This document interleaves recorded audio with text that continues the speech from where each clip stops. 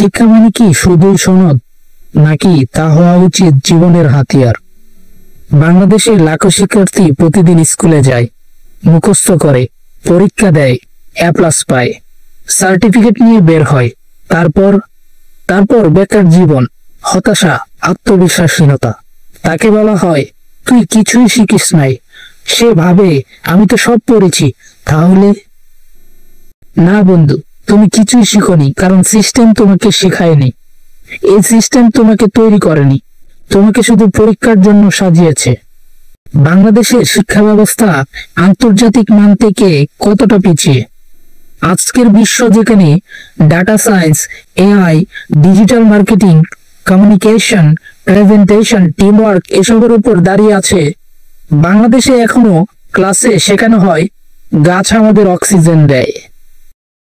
চীন, ফিনল্যান্ড, জার্মানিতে শিশুরা স্কুলে প্রথম শিখে কিভাবে চিন্তা করতে হয়, আর বাংলাদেশে শিখে কিভাবে মুখস্থ করতে হয়। জার্মানিতে পলিটেকনিক শিক্ষাকে বিশ্ববিদ্যালয়ের সমান গুরুত্ব দেওয়া হয়। বাংলাদেশে কারিগরি শিক্ষাকে এখনো ফেলের পড়া বলে ধরা হয়। ফিনল্যান্ডে শিশুরা পড়াশোনার বাইরে শিখে life skill, emotional intelligence, creativity. আমাদের এখানে তা এক্সট্রা কারিকুলার বলে অবহেলা করা হয়। শিক্ষা ব্যবস্থার আসল সমস্যা কোথায়? মুখস্থ নির্ভরতা। বোর্ডে কি আসবে, এই প্রশ্নটা আজ পুরো দেশের চিন্তাকে গিলে ফেলেছে। তুমি কতটা জানো সেটা মাপা হয় না, তুমি কতটা মুখস্থ করেছো সেটাই হয় বিচার। এর ফলে শিক্ষার্থীরা ভয় পায় জানতে, সাহস পায় না প্রশ্ন করতে। স্কিলহীনতা। কজন শিক্ষার্থী জানে CV কিভাবে বানাতে হয়? কজন জানে এক্সেল বা পাওয়ার পয়েন্ট চালাতে? কজন জানে কোনো ব্যবসা কিভাবে শুরু হয়? আমরা বানাচ্ছি সনদদারি বেকার, দক্ষ মানুষ না। পাঠ্যক্রম পুরাতন, বাস্তবতাহীন। যে বই 30 বছর আগে লেখা হয়েছে এখনো পড়ানো হচ্ছে তাই। ব্যবসা শিক্ষায় হিসাব বিজ্ঞান শেখানো হয়, কিন্তু কখনো শেখানো হয় না ব্যাংক আপ কিভাবে চালাতে হয়, ইনভেস্টমেন্ট কিভাবে করতে হয়, কিংবা ব্যবসায়িক চুক্তি কেমন হয়। Technology gap.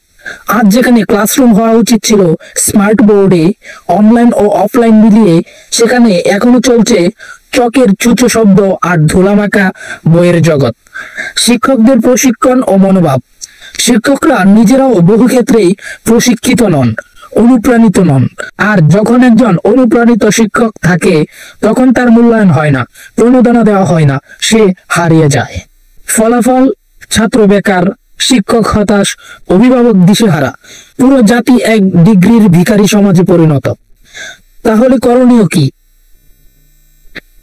শুধু সমস্যা বললে সমাধান আসে না, আশাও দিতে হয়, আর আমরা আশাবাদী। Skill based curriculum.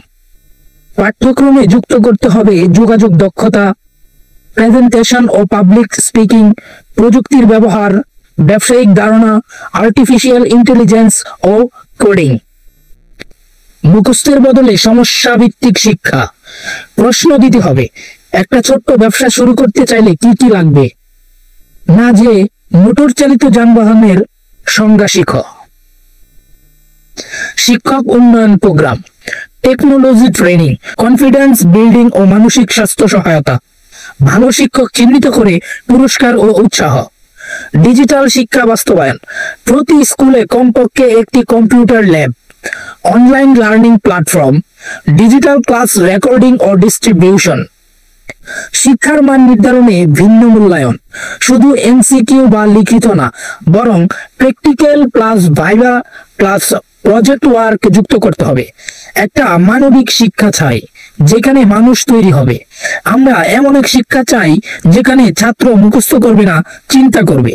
যেখানে ছাত্র জিপিএ নয়, নিজেকে উন্নত করার লড়াইয়ে নামবে। যেখানে শিক্ষক হবেন নেতা, অনুপ্রেরণা, নট একটা ভয়ঙ্কর রোল নম্বর ডাকার মেশিন। আপনি কি প্রস্তুত? এই ভিডিও শুধু সমালোচনা নয়, এটা প্রশ্ন, এটা আহ্বান। আপনি কি চান আপনার ভাই বোনও এই ধ্বংস সিস্টেমে পড়ে হারিয়ে যাক? না, তাই কথা বলুন, প্রশ্ন তুলুন, দাবি তুলুন। শিক্ষা বদলাক, জাতি বদলাবে। শিক্ষা জাগুক, বাংলাদেশ জাগবে।